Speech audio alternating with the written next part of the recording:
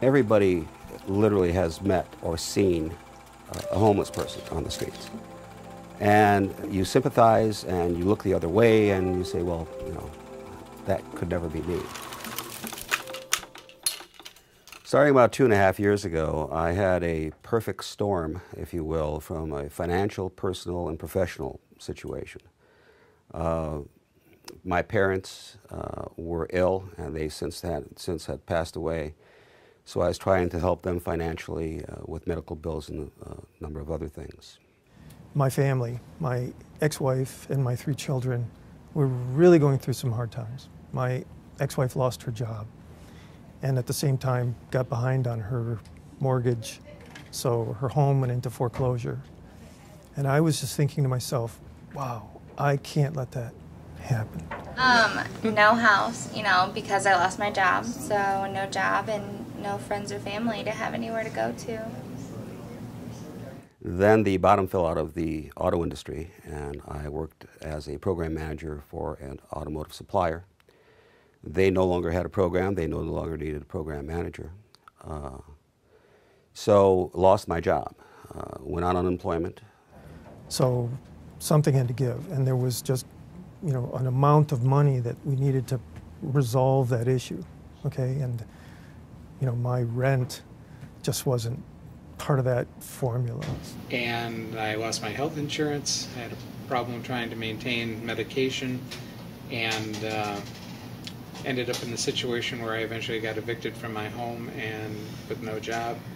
My condominium in Farmington Hills lost half its value almost immediately. I tried to refinance, but could not refinance the mortgage. Could not make the payments after a given amount of time. Property went into foreclosure, and I was evicted from my home. I never thought that would happen to me in my life. I was a musician for a church, and had to leave, and we had run out of our funds. We had saved, and we had our savings, and trying to keep a roof over our heads, and we ran out. I let go of my apartment and then decided, okay, I'll just go to a hotel for a little while.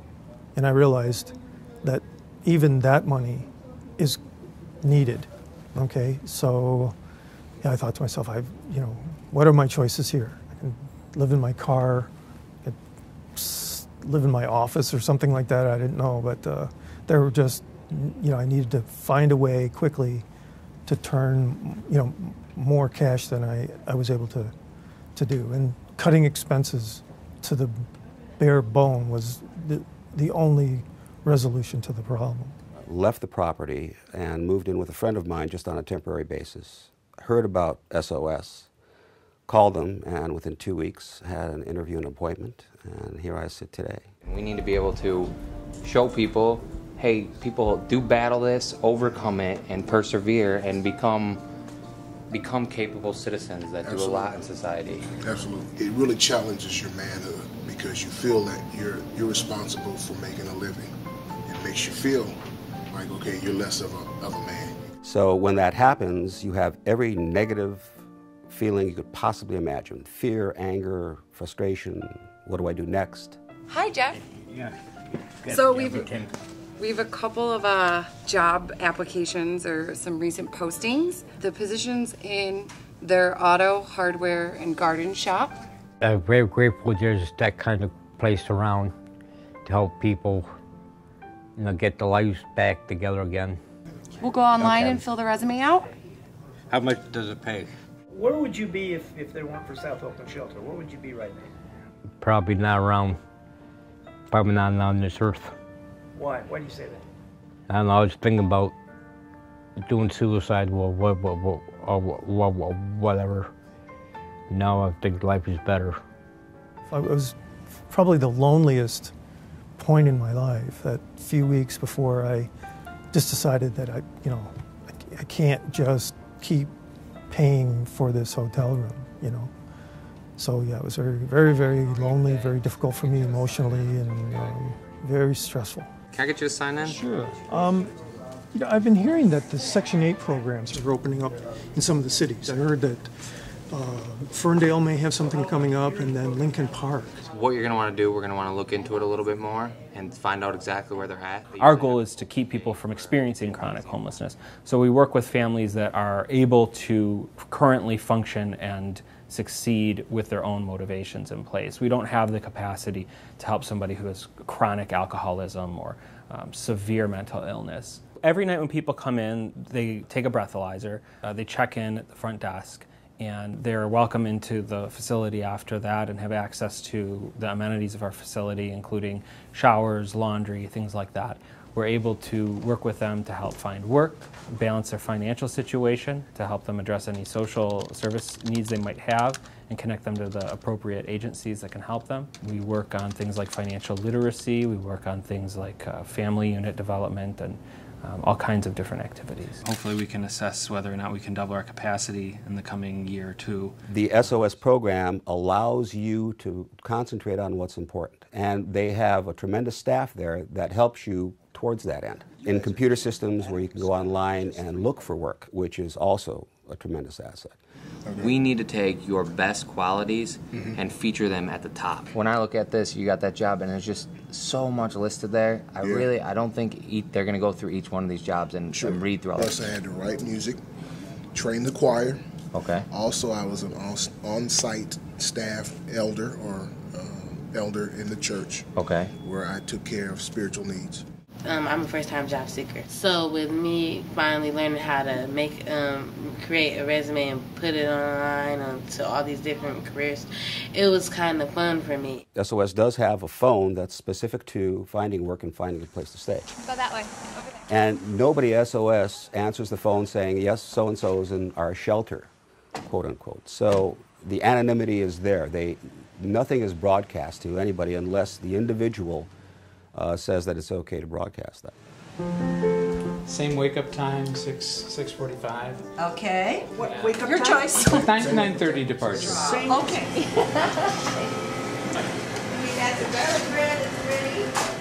You see this on the news sometimes and you think, how can I help? And our church just makes it really easy to come here and give a night and be able to feed people who need a place to have dinner. That's a real privilege. You know, certainly when you're feeding people, everybody's in a good mood. That's a family experience. It's how we provide that, not only that physical sustenance, but great stuff. There's an emotional aspect to it as well. And again, it's just a family sharing a meal. They're very nice people. They're angels to me. I guess my favorite part has been all of the people that I've met at the different churches. Really, before I got into the homeless situation, I felt like there was nobody out there to give any help. I'm running into all the people I should have met before, because these are people, they're willing to drive you where you need to go. If you have a doctor's appointment, they're willing to take you for a job interview. They're willing to take you any place you need to go that will help you with resumes or job searches, whatever.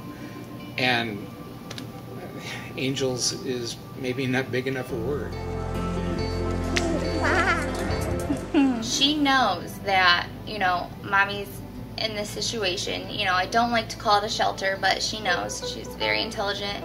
What it is this place is helping us get our home. Do you want some pulled pork? You like it. Do you want a roll? So that's very positive for her and for myself. Okay, ready? It's important that people are treated as human beings. Thank you. People who are homeless, they're already feeling bad. They shouldn't have to come to a place where they have to feel even worse than where they are. And your name is? Ed. Ed. And what time would you like? How about 9 o'clock? 9 o'clock? When I came to the shelter, you know, I found that as soon as you walked into a church, there were smiling faces. And they didn't just sign us in or cook our dinners. They were there for us, to help us, to listen to us, to I guess kind of bring us into their family in a way.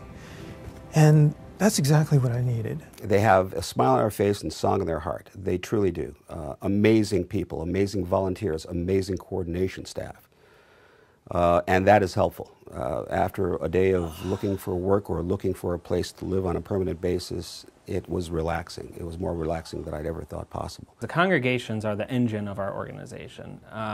We would not be able to provide the services that we provide without the congregations. Our cash budget is about 1/2 of our in-kind budget that we receive in resources from congregations. We thank you, God, that you've allowed these people to come into our lives and into our church this week. We lift each one of them up for your blessing. Because Jesus said, whenever you do this to the least of these, you're doing it for me. I mean, how can we be the hands and feet of Jesus except here? This makes it easy for us to do his work in the world. Well, every night we turn away roughly 14 to 15 people unduplicated. About half of our funding comes from government resources, and that's rapidly decreasing in this current climate. But that's okay, because our goal is to focus on mobilizing. You know, we mobilize so many volunteers, and we also want to mobilize people's resources, and we think that we're a great investment in our community. Oh, it's good to hear from you. I would tell any church that is thinking of becoming involved with SOS to seek out other churches and individuals that have volunteered or have coordinated at the other churches, because we are so very happy to have them come participate with us, to talk about our experiences, to let them know what we found has worked and what doesn't necessarily work for us and why. Their faith will become so much more real to them if they're doing something hands-on. Tithing or sending your pledge in is good, and it does good in the world, there's absolutely no question, but doing something with your own hands and your own feet and handing it to somebody who needs it makes it just makes it all so real to us. It was able to give me confidence and a sort of a spiritual quietness that this is going to be okay.